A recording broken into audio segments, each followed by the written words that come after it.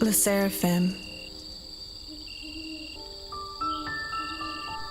What do you interpret fearlessness as? Maybe the idea that nothing can stand in your way, and an unwavering sense of dignity and strength that you find within yourself?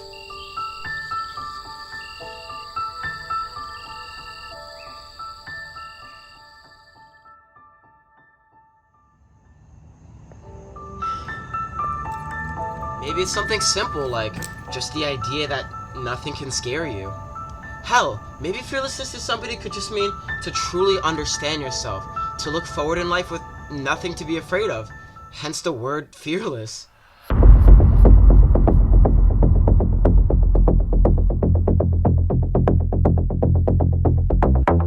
When we look at Le Seraphim's Fearless, we found out what fearlessness means to them and see the steps they were able to take to overcome it.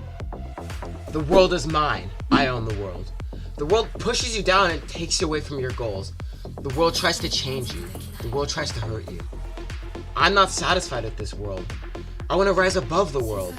I want to take over the world with my strength. I'm fearless. The world is my oyster.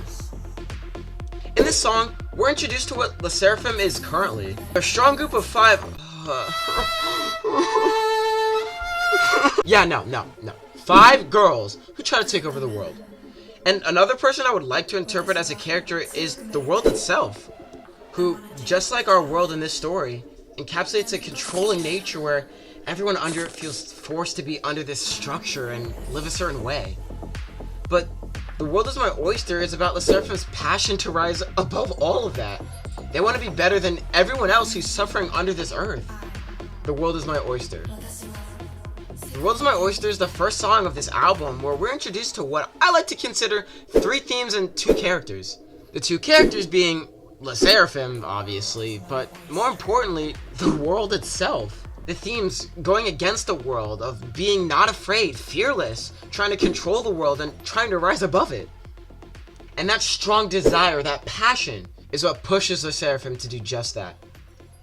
And understandably, you'll notice a lot that the word fearless is used over and over and over again because it's a core aspect of what makes not only this group, but also this album significant. But while we're talking about fearless, let's get to our second song, accurately named Fearless.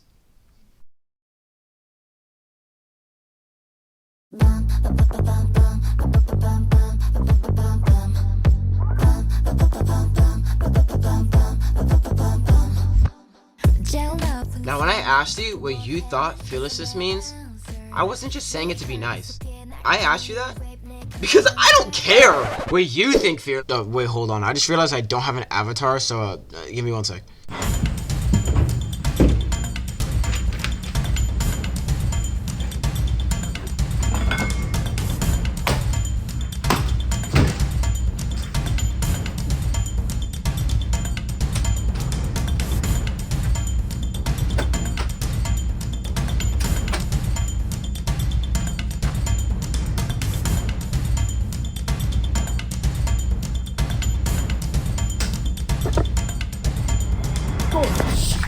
Let's try that again, shall we? Now, when I asked you what you thought fearlessness means, I wasn't just saying it to be nice. I asked you that because I don't care what you think fearless means. Le Seraphim's on top, baby. Let's go! This track, Fearless, is all about how Le Seraphim believes that they're at the top. They want to climb and reach the top of the world. They can feel their overwhelming passion and energy with each step towards the top. They don't care about their past. All they're doing is looking forward. They're unstoppable. What fearlessness means to you doesn't matter here, because Le Seraphim's gonna show you real fearlessness. I mean, hell, it's in the lyrics itself. I'm fearless. She get away, get away. I can't speak Korean. But in English, it says, so you don't get hurt. Get hurt. You should get away. I'm fearless, huh? If The World Is My Oyster was intense enough, Fearless doubles down on that. They're trying to tell you that it doesn't matter what you think, you're gonna get out of the way or you're gonna get hurt because they're making their way to the top and no one's stopping them. Their passion burning as bright as a flame. A blue flame. Blue Flame is the next song in this album. I want you to imagine yourself in a dark, smoggy, gassed up okay, that sounds a little weird. Like a dark, oh my god. I want you to imagine yourself in a dark, foggy area. The paths are unknown to you. You don't know where you're going. You don't know which way to go. But in the faint distance, you see a glaring blue light burning hotter than a flame. But as you get closer, you find that blue flame inside of you. That blue flame is your determination. That's your passion. That's everything that's been pushing you to make it this far. When the path is unknown, you trust your instincts, you trust your gut, but most of all, you trust your heart to lead you the right way. Yeah, so, I'll be honest, this song is, it's good. I really like it, but, the analysis doesn't really go that deep for me. Yeah, so basically, what I said is exactly what the song's about, so let's just move on to the next one.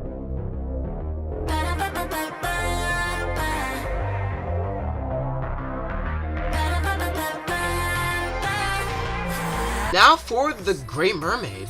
Right off the bat, The Great Mermaid is a flip of expectations on, you know, The Little Mermaid. The world can make everyone else follow its desire, but just because I don't, doesn't mean I'm alone. I'll never give up. I'm not who you think I am. Sacrifice? Are you serious? I'm never sacrificing anything. I don't need some shitty love story. To sacrifice what I have for love is just twisted love, and I don't need that. I won't go down the path that the world wants me to go down. I don't give a shit what the world wants.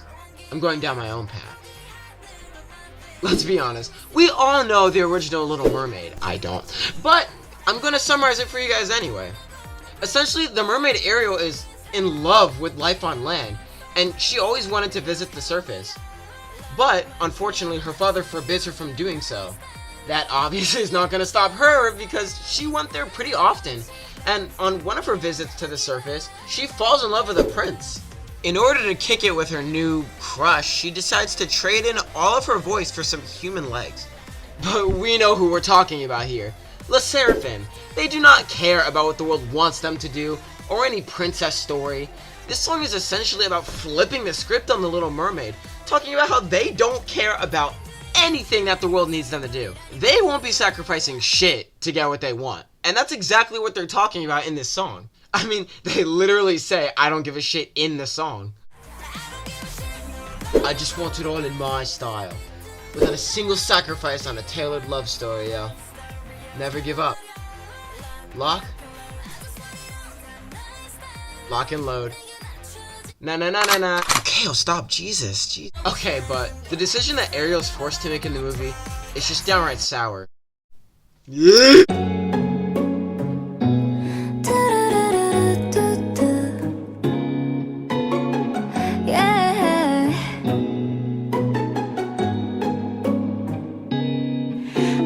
Our next song, Sour Grapes, is one of my personal favorites and is by far the leading example of a pattern I've noticed in the three of these albums. The last song in every single one is really sad, I'm gonna be honest. We spent this whole album being fixated on a goal with not an ounce of doubt or any kind of fear, but Sour Grapes flips that on its head. The expectation that something will be sweet. But in reality, it might not be as sweet as we thought it is.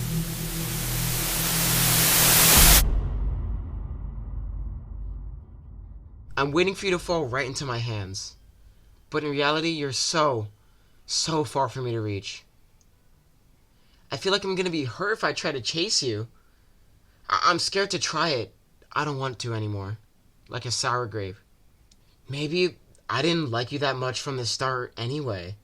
I tricked myself into believing I did. That's all. Maybe I should wait. It's not my time. Love is sour. Love for you is sour. Like grapes. Now, Sour Grapes is a song we can all relate to. No matter what level of determination or strength that you have in yourself, there's always room for doubt. There's room for fear. And that's what Sour Grapes is trying to get with us here. When I say that the last song on every EP, which I say album, but EP, is sad, I don't fully mean that.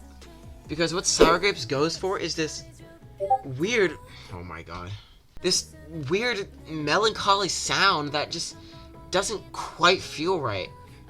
Don't get me wrong, it's a great song, it sounds amazing, but it just feels a little off. Like something isn't quite right with it.